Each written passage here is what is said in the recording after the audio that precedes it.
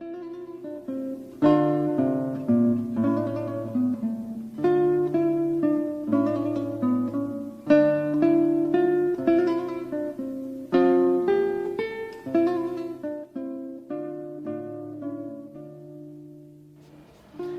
un lugar de la Mancha, de cuyo nombre no quiero acordarme, no ha mucho tiempo que vivía un hidalgo de los de lanza en astillero, adarga antigua, rocín flaco y galgo corredor.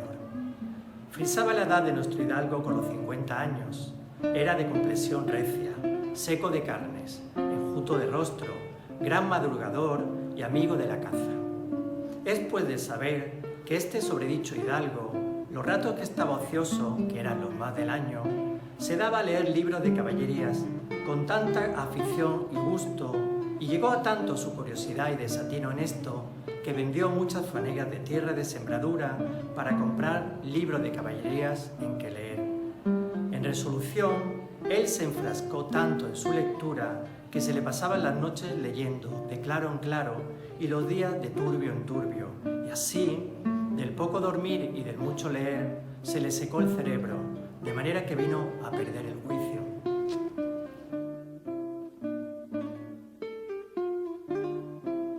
In a village of La Mancha, whose name I have no wish to remember, lived not long ago one of those gentlemen who kept a lance in the lance rack, an old buckler, a lean hack, and a greyhound for coursing. Our gentleman was about 50. He was strong-built, spare, gaunt feature, and a very early riser and fond of hunting. You must know that whenever this gentleman was at leisure, which was about all the year round, was a fan of reading cavalry books with such a fever and greed that he almost fully spoiled his field sports and even forgot the management of his property.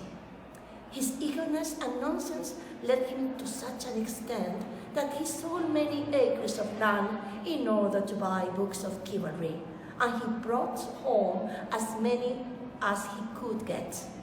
In short, he became so caught up in these books that he spends all nights long from sunset to sunrise, and all days from dawn to dark, poring over them. And with little sleep and much reading, his brains got so dry that he lost his will.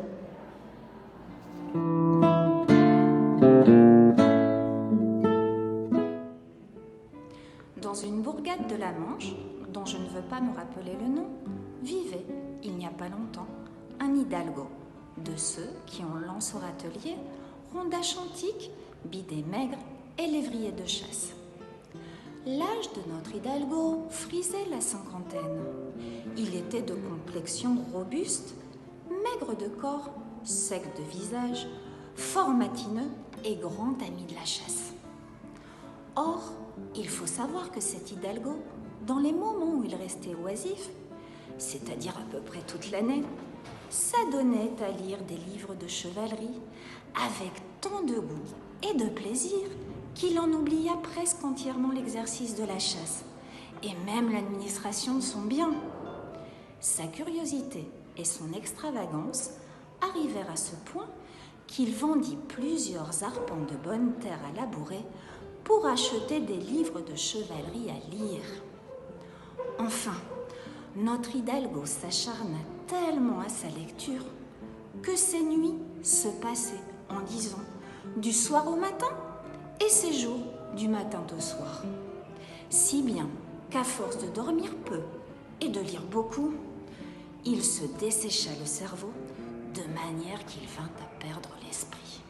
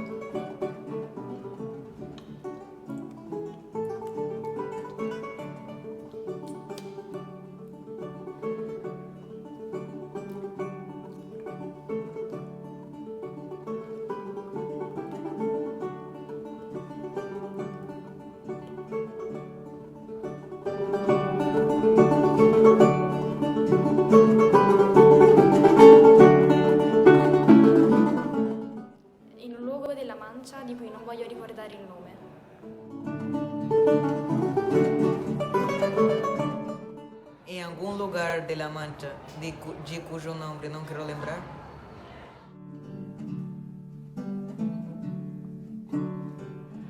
Nun lugar da Manca cujo non quero. Mantxaraldeku herriko eskor batean bere izenik ez nuen gogoratu nahi.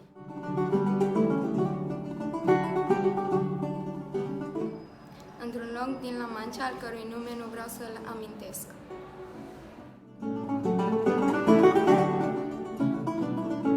Mancha y mi vairum vorian un echemuzum hijen.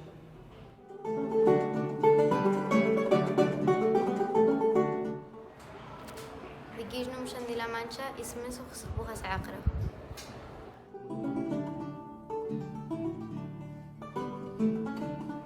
במקום של La Mancha שאני לא רוצה לזכור.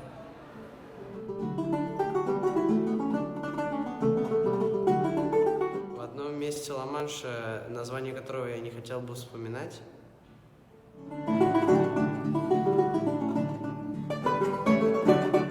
Umiichi Flamanchi ja kohoimia ja nahochu sogalata.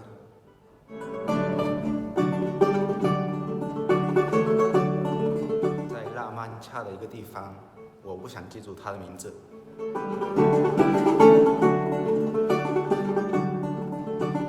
Ramancha no toko kade, namayo oboetaku nai.